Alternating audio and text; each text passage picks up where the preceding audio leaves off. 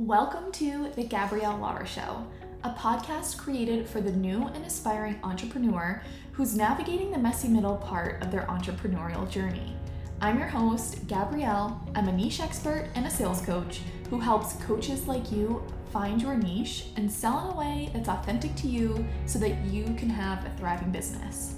I'll be inviting entrepreneurs from all walks of life onto these episodes to share their story of how they went from an aspiring entrepreneur to a CEO and all the messy parts they navigated in between so that you do not feel alone on this journey. Sit back, relax, and stay a while because you are more than welcome here.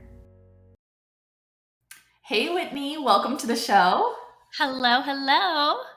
Oh my gosh, for everyone listening, I am so excited about today's episode because I have Whitney Kay here with me, who is an amazing entrepreneur. She has an awesome community, and she is going to walk us through her entrepreneurial journey. And if this is your first episode that you're listening to of the Gabrielle Lara Show, the purpose of this podcast is to help you feel more seen and heard as you navigate the messy middle.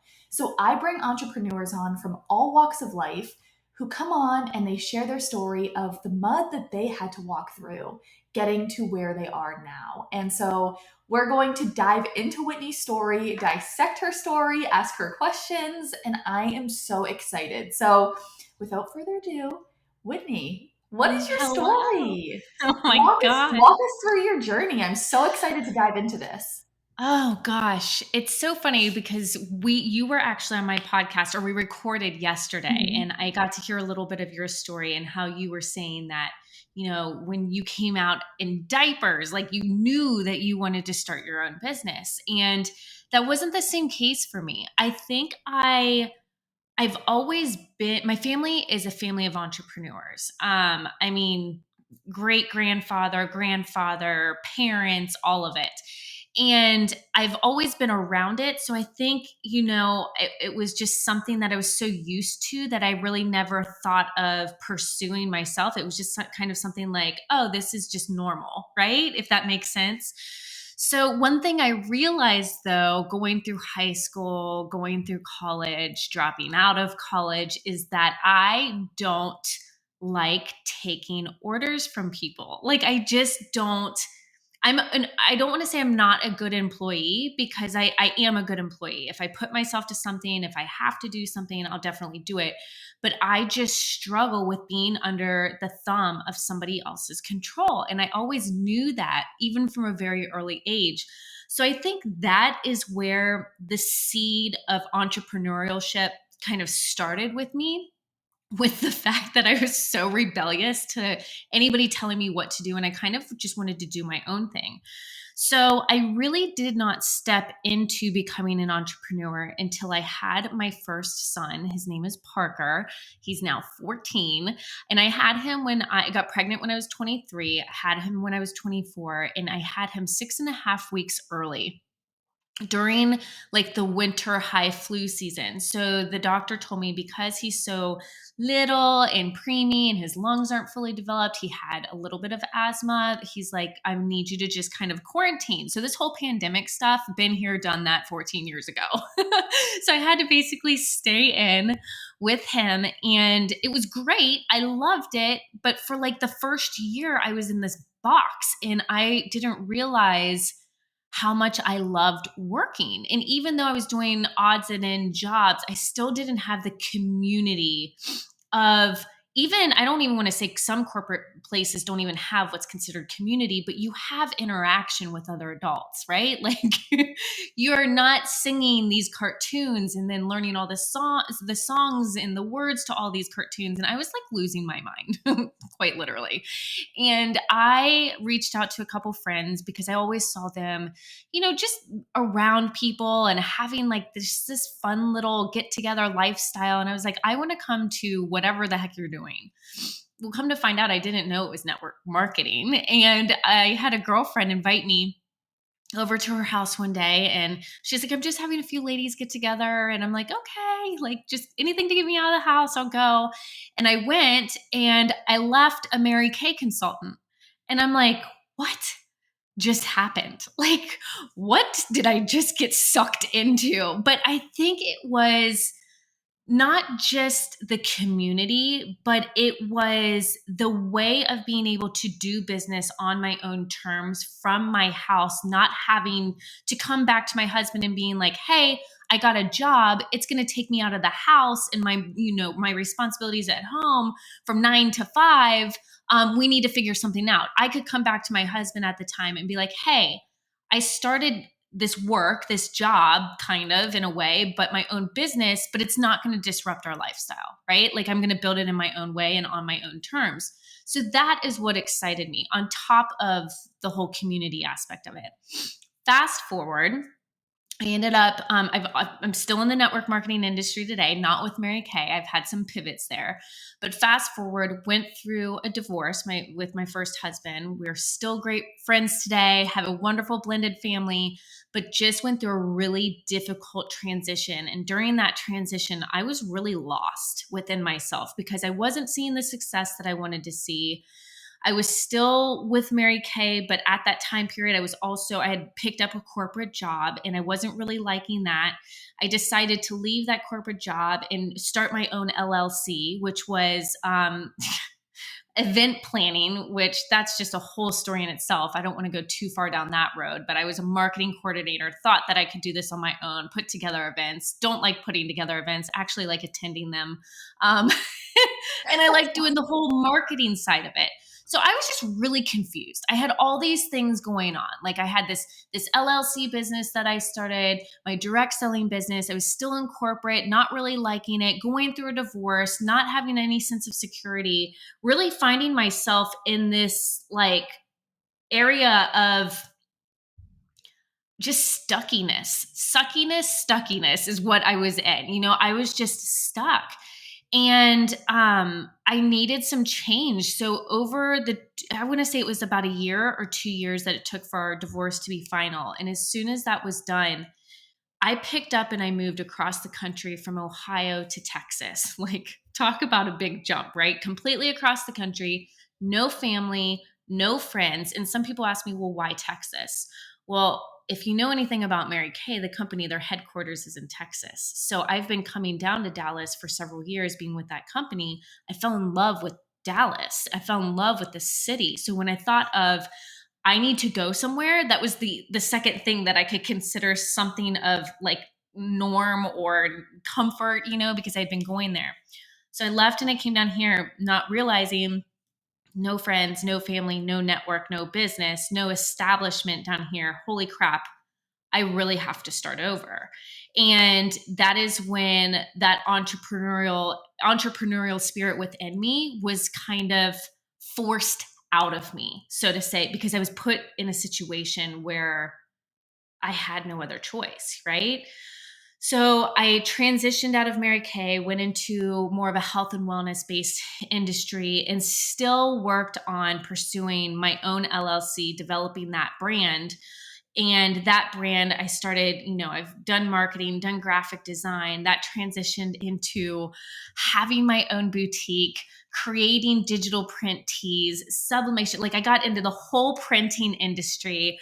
Oh my God, it's so funny now that I'm telling my story, how many times I've pivoted. People listening are probably like, this sounds like a hot mess. I'm living for this, so please continue. This is so good. Yeah, bear with me. It gets to the good point. I mean, it's all good, but it gets to a really good point. So, but I think this is all things that entrepreneurs deal with. You might not see huge, drastic life pivots like this, but in order to find yourself, you have to be willing to try different things because that's when you really own exactly what you're meant to be and do in life. So I did all the whole graphic printing, had the print shop and the apparel and did designs. And I was still doing designs for major companies. Like I did designs for the Atlanta Falcons cheerleaders, the football team, Panera. We worked with some companies like Nike and all this stuff for certain events and things that they were doing. So I got my hands in with some really cool, I guess, projects, you would say, but still lost and still really not understanding what it was that I really wanted to do. I didn't have that fire behind it. It was like I was always searching for that ignition behind what was really going to propel me forward. And then fast forward again, I had been dating somebody during these years of my life in Texas, and that person woke up one day and left me, which is perfectly fine. But I don't know if you've ever seen this show right now on Netflix. It's called The Tinder Swindler. Oh, did I watch that last weekend? Yes. Okay, so Oh, goodness. the guy in that documentary basically swindles women out of money. Now, the guy that I was dating, I'm not saying he was a Tinder swindler, and he didn't actually swindle me out of a bunch of money like that, but he swindled me out of, let's say, $17,000. Wow. And I had 2 eviction notices because he was never paying rent at Oh. apartments that we had rented, and we were constantly moving to different apartments. And I was just oblivious to it. Oh my goodness. So that's a whole just mess in itself. But it was in that moment that I found myself in $17,000 worth of debt. Actually, more than that if you count my student loans. It was probably close to $40,000 worth of debt. $40,000 worth of debt. 17 of it, which he kind of stepped or like landed on top. I'm trying to be nice. I just need to say it for what it is. 17 of that, which he stuck me with. Let's just be real, right? Yeah. And 2 eviction notices. Well, if you have 2 eviction notices anywhere, until you go to court and get that resolved or anything, you can't rent. Right. So I was homeless. I had nowhere to go. I had no family here. I had no money. I had no career that was popping off at the time. I was really stuck. But it was the network marketing industry that always kept me tied into community. And even though I wasn't making the type of money that I would like to see, it was enough money to get me by, feed me, all those things, you know? And I had a girlfriend, Jennifer Wardlaw, and she was in the company that I was with at that time. And she called me and she said, "Hey, so-and-so gave me a call and told me that you were struggling and in this situation." And I just broke down in tears. I was like, I don't even know what I'm going to do. Like, I just don't even know what I want to do. Like, I know I want to pursue my business, but I can't even wrap my head around that. Because what I didn't mention, well, no, I did mention it, my son. You know, I still had my son. So it's like, I'm coming from a broken relationship. I moved across the country. I get him part-time.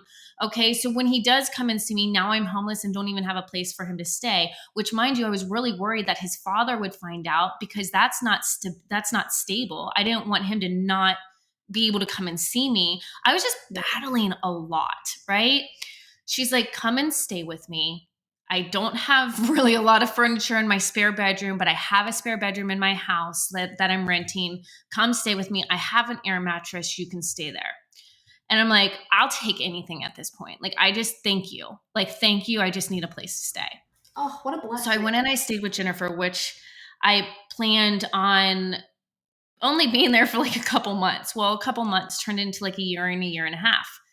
And during that year and a half that I stayed with Jennifer, I slept on an air mattress. I did date, but I would never let any of the men like see where I lived or come home. Even my son, when he would come and visit me, we would camp out on the couch and make it like fortnights during the entire time he would stay with me, because I didn't want him to see that I was sleeping on an air mattress in a spare bedroom. But I thought to myself, okay, when it comes to being just a traditional entrepreneur, as wonderful as it is, it does take money to get your business up and going. You have to invest in yourself. I didn't have that, but I did have network marketing. It was a smaller investment. It provided me with the same opportunity to make income.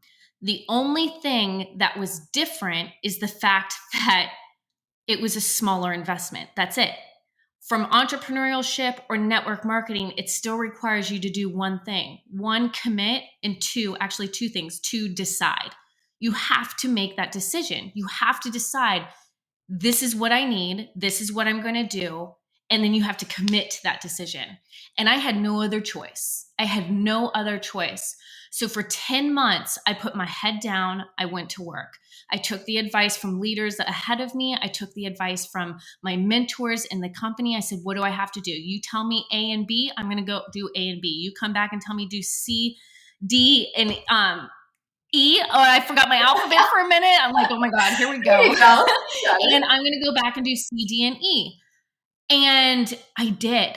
And in 10 months, I paid off over $17,000 worth of debt, got myself out of the eviction notices, got to the top 2% of that company, qualified for my free car, earned multiple incentive trips, and then rebirthed my LLC, which in the process was like a complete rebrand because the name changed, the mission changed, the purpose changed, all of it changed.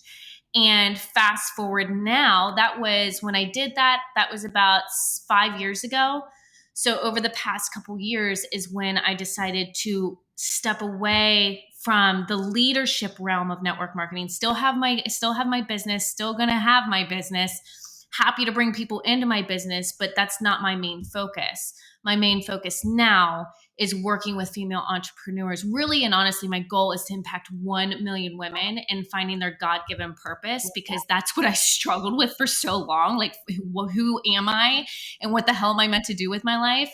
But really finding their purpose and creating successful social selling businesses, because that's the one thing I did. I had no network in Texas. I was lost. I was confused. I wasn't in a great place to like use my lifestyle as leverage to build a network. Let's be real. We all do that, right? Like, whether you leverage your suburban neighborhood to meet new people or whatever, we all leverage our lifestyle to grow our network. I didn't have any of that. But what I did have was social media. Yeah.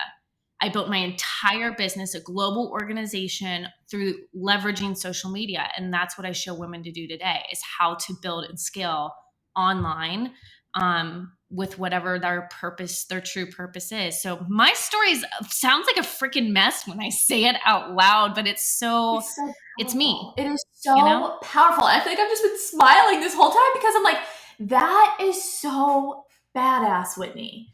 You were legitimately homeless with a son, figuring out your way, and you went from that to this. That is so, like, talk about a messy middle. Talk about a messy middle. Wow. Yeah. And then what's crazy is to wrap it all up. I mean, this doesn't have anything to do with business, and I don't know if, people that are listening are, faith-based or not, but I am a woman of faith and a believer in God. And what's funny is it's not funny. It's just like divineness happening in just the right way. Like, I remember sitting on my knees crying in that room by my blow up mattress, saying like, Lord, just please, like, I just need comfort. I don't want a man. I just would love to spend time with a man, because I just needed that. I needed that other piece that I felt was missing. Like, business was doing great, but I wanted this. I didn't need it. I wanted it. And it's so funny because I prayed for that on the 8th of, I think it was August, the 8th of August or the 8th of September. I can't remember. 1 month later, on the 8th, I met my husband. 6 months after that, we were engaged. 6 months after that, we were married on our 1-year anniversary. 4 months after that, we had our baby girl.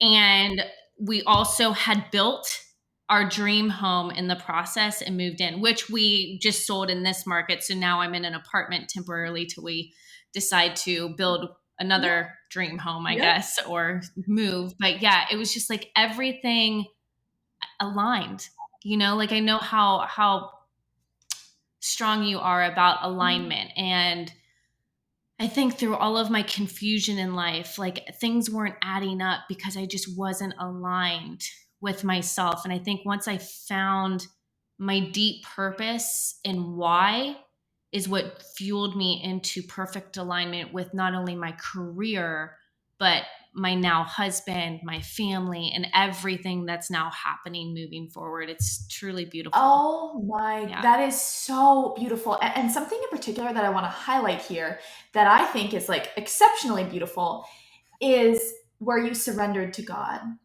and you said, please just send me comfort. Like, you asked for help is what you did. You asked for help. You voiced your concern and you asked for help. And I just looked at the clock and it's 2:22 on February 22nd. I don't know if you're into angel numbers, but it's it is remarkable that you asked for help and then he opened up those doors to alignment. Mm. Yeah, it's so funny. And, since we're talking about that, I remember I've always heard to write out a list, be very descriptive of what you want in that significant other. I've never done that because I thought it was always really cheesy. But it's almost like a dream board. We make dream boards and vision boards for our future, for our goals and stuff like that. So it's like, okay, God specifically asks us to tell him exactly what we want. So I made this list and it was of 33 different things. And when I met my husband, as we were dating for that very short time, because we were engaged in 6 months, it was like all these things started being checked off the list, except for one. And I told him about this list. And I said, I'm not going to give it to you until the day of our wedding, because there's still one thing that can't be checked off. And he said, okay, so on the day of our wedding, how you write your spouse a card. And so that was something I gave him. I gave him a card and I gave him that list. And then inside that list was that he would be a loving father. Now, even though he's a stepfather to my son, I more so meant it in the fact that he would be a loving father of a biological kid. Well, the funny thing is like, I didn't want any more kids. Like, I had already a teenager. I'm like, I'm done. But God had a different plan. And I think that's probably why he had me add that to that list. Because it was literally just a couple months after we got married that, we knew that I was pregnant I was pregnant and all that stuff. And you should write a book. You should write a book. I plan on it. I would buy that book. I think you should absolutely write a book, because I know you have such deeper stories, like that segue off. Like the story that you just told is like this, and that you have like lefts and rights that you took, and that I'm sure you could dive into so much depth with. Now, what would you say is the number one thing that got you through that entire time? Honestly, my faith. Yeah. My faith. Like, if I didn't have that, it's just so, I think about when you ask that question, and specifically not even just to my career, but one of the hardest things that I ever had to do was leave Ohio and come to Texas, because I left my son in the process. And I dealt with a lot of ridicule, but in my mind, what made sense to me was I wasn't even sure of myself. So I wasn't going to go through a custody battle, rip him out of his father's arms, bring him down to Texas for me to say, this isn't what I thought. Let's turn around and go back. So I made the commitment to travel back very often to visit him, so I didn't disrupt his life while I was trying to figure out mine, right? So in that process, as emotionally draining and tough that was, not only from just me choosing to make that decision, but then dealing with the backlash that I dealt with on social media, friends, family, and everything. I was a horrible mom. I heard it all. It's funny because every plane ride that I would take back to Ohio or from Ohio to Texas, it was like God was having these military army angels sit next to me, moms, husbands, fathers, mothers, and they would all tell me these stories, every single one of them. Every single plane, I'm not even kidding you, every single plane trip, I met somebody that was in the military, in the army, special forces, anything, and they had been away from their family 3 months, 6 months, one guy in particular, 3 years, and he had a daughter that was 2 years old. He was flying back to meet her for the very first time. Chills. And it was like I constantly prayed for God to show me. That was my constant prayer. Please show me that I'm doing the right thing. Please show me that I'm not doing this for me, but I'm actually doing this for a greater purpose. Because in the moment, I felt like I was doing it for me. I felt very selfish. But at the same time, if we aren't selfish to some extent, like, we'll never get to where we need to be, right? And so I think that was God's way of showing me there are other people that have not chosen willingly to do this, but have been taken away from their families, and look, they're perfectly fine. It was almost his way of giving me that reassurance that you're on the right track. So I have to say the one thing was my faith, because it literally got me through, and just paying attention to those signs. That's so beautiful. Oh my gosh. Paying attention. That is so beautiful. So Would you say, Whitney, that like you knew as when you were homeless, right? When you were going through the divorce, when you were navigating everything, did you always know that you were going to make it? Like, did you just have that inkling where you're like, one day this will all just make sense? It's funny because did I always know that I was going to make it? No. But did I always know that I would be okay? Yes.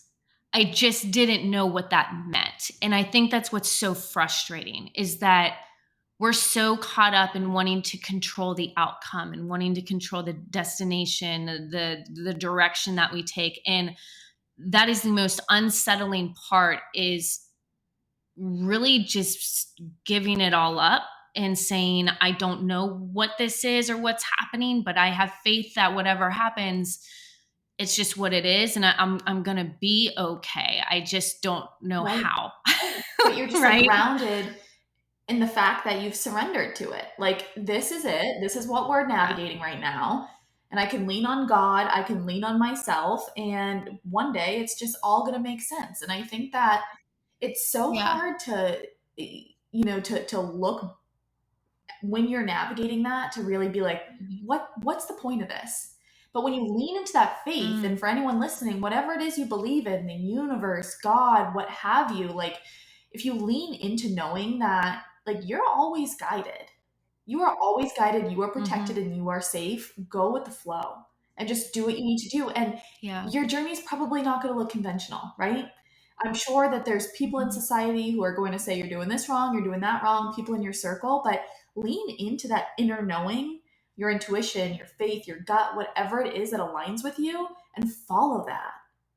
And just know like you Mm, you will get to the outcome. But like, and from an outsider listening to your journey, Whitney, it's like, you know, you navigated that, and now you're sharing that with other people, just like you're on this podcast right now. The purpose of this episode is for people listening to mhm. just not feel so alone and have that inspiration that they can make it. And like, how beautiful is it that you've been able to turn that mess into this?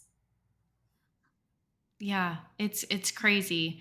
I mean, because often, and that's another thing it makes me think about because I hear from so many women often that, well, I don't have a story, I don't have a message, and listen to mine. Like it is all flipping over the place. I was, a marketing coordinator, and then I was a Mary Kay, and then I went in the healthcare industry, and then by the way, I never fully graduated from college, but I have a healthcare administration Yeah. associate's degree. Like, when did that ever happen? And how did it happen? Because I Yep. never, Insert like, that in I there. mean, that's exactly. It's like, what?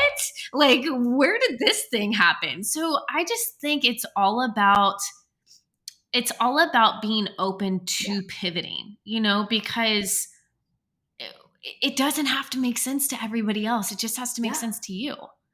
It just has to make sense to you. If you wake up one day and you're like, okay, I know I've been a nurse for 18 years. I'm going to stop and become a missionary. Like, Mhm. what? What are you talking about? I mean, it doesn't have to make sense Right. to anybody. Let's walk So let's walk embrace through it. that. I'm glad that you brought that up because that was a question I wanted to ask you is how did you, because a lot of people that I talk to is they struggle to give themselves the permission to pivot. So how did you allow those Mm. pivots to happen? Because I'm sure that they were very challenging to navigate at the time, but it seems like you always just went with it. Like you just went with the flow. So how did you allow yourself to do that? Um, I think I've always had this like tough, I don't give, excuse me Oh, if you I can, can I hope I cuss can cuss, I away. don't give a shit Yeah, there attitude. you go. I've always had this I don't give a shit attitude. I lost my dad when I was 6 years old, was raised by my mom. She was very independent, off on her own. So there was just a lot of Mhm. responsibility put on me at a very early age. So I don't know. I remember, and I wish I knew who said this freaking quote to me because I can't remember. But she was speaking on stage at a seminar, and I'll never forget it. It was when I was with Mary Kay that I heard this. So it was very young. It was in my early 20s. And I heard her say, unless they are paying your bills, unless they're sleeping with your husband, and unless they're raising your children, then their opinions should not matter in your life. And I was just like, you know, I can hear it from a million people, but it was the way she said it, that timing in my life, it was just Yeah. divine timing. And ever since I heard that, I've just had that mentality with all the ridicule that I got from picking up from Ohio, coming here without my son, being called, you know, selfish, being told I was a horrible mom, you know, that, you know, I wasn't supportive. I never wanted kids in the first place. If I ever wanted kids, I should have never gotten married. I should have never had kids to begin with. Like all these horrible things.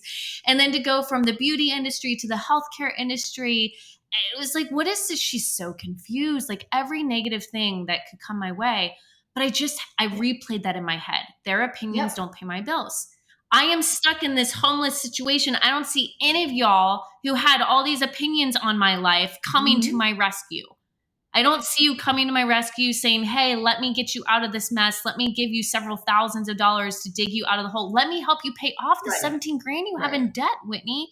None of those opinions mattered when I was at my lowest, but they sure as hell want to matter or seem to matter when Mhm. I'm at my highest, right? So I just adopted that FU mentality and just decided to Good for go for you. it. Oh my Just gosh. decided to go Good for for it. you. Because the other question I was going to ask is like, what advice would you give people who are really struggling with those opinions? But you just said it, like, F you mentality. You A lot of the time what I'm finding with people that I coach and mentor or just throughout my Yeah. years of wisdom is that a lot of people that are struggling with those mindset thoughts, you have to stop and look who you're surrounded by. Yeah. It all comes down to that.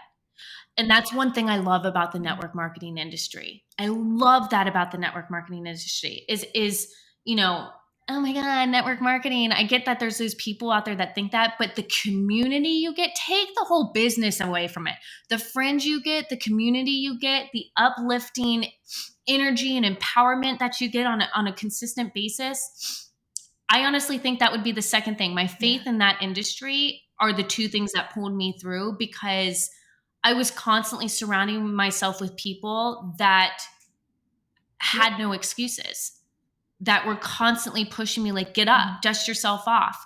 If I would have sat around the negative Nancys and the negative Yep. Nelsons that were trying to constantly tear me down with their opinions on my life, I would have gone inward. I would have gotten in my head. I would have gone into my shell and thought my life is over. Like, this doesn't matter. Like, I would have thought all those things.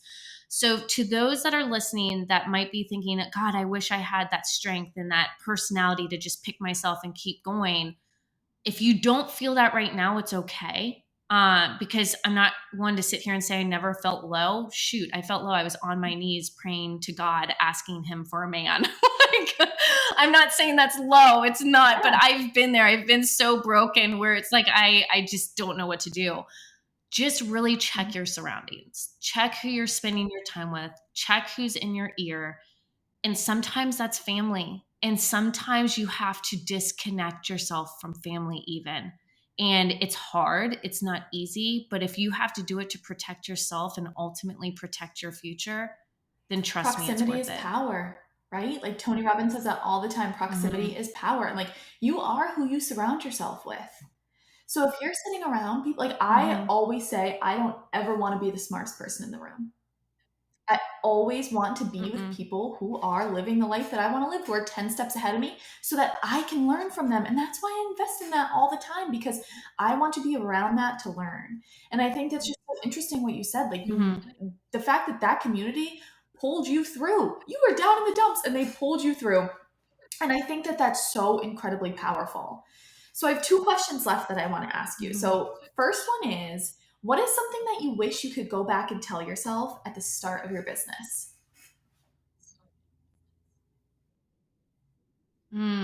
That's a good question. Something that I would tell myself. Um, Pump the Mm, brakes. I know I I tell like that people to one. not pump the brakes, but sometimes, like, I'm the person that jumps before I'm fully strapped Yeah. in. And, like, I always sometimes, like, I tell people sometimes you have to start before you're ready, and that's so true. But at the same time, if I would have maybe just taken a little bit more time to do some soul searching, I think I would have maybe found who I was a little bit Mhm. sooner, but I don't regret Right. any of it because ultimately that's, my story, and it led me to where I am today. Maybe not at the time frame that I would have liked, but in divine timing. So I'm okay with that. I'm okay with that. But I would say, if you're the type of person that's constantly in the habit of just go, go, go, go, go, go, go, and people are like, oh my God, it's like one thing after that. Sometimes you do have to slow it down, like bring it back a little bit, take some meditative time, pen to paper it out, brain dump it out, get all your thoughts out, and then try to see if you can Mhm. navigate that Oh, to the that's so best of beautiful. your So ability. I've asked that question so many times on this podcast, and no one's ever said that. I love that. I think that's really, really good Yeah. perspective. And so my last question is, how can people find you? How can they join your awesome community? How can they work with you if they feel called to? Where can they find you? Yeah, I love this. And thank you so Of much for course. having I feel me. like we could It's be such a talking blast for talking about hours. Like, I this. feel like we could go through that story for hours. Oh my I love gosh, it. it's deep. Like I tried to be as brief as possible, but yeah. You can find me. My social media handles are social savvy influencer. On social media handles such as Clubhouse or Twitter, where they won't allow such a long social media handle as social savvy influencer. It's social savvy inf. So it There ends you at the go. F. It cracks me up every time. But you can find me there. You can go to socialsavvyinfluencer.com. You can also go to whitneykay.us. That's my website. But if you want to work closer with me, I do have an online membership community where I'm giving away 14 days free access. So if you go to oh I'll put shoot, this in what the is it? show notes Savvy's too, so don't worry. VIP. Yeah, I think it's savvyvip.club. We just changed the handle. So savvyvip.club, I think is what it is. If you go there, you can join my community, and I help women, like I said, create those thriving social selling businesses, talking about branding, marketing, entrepreneurship, social media, all that jazz. Everything that is relevant to growing a business online today is in that community. So I'm happy to have Awesome. And ladies in guys, I there. will be speaking in that membership in a few weeks, so come join us, please. But I will put all that in the show notes. So check it out. It's in the Yes, show I notes can't wait. below. Whitney, you are amazing. You are a badass. You are a powerhouse, and you are just living your true purpose. And I think it is so freaking inspirational. So thank you so much for joining me. Thank you so much for having me. Did you enjoy today's episode? If so, I would be super appreciative if you left a review and a rating and shared this with a friend so that I can continue to bring you value every single week. I'll see you next time.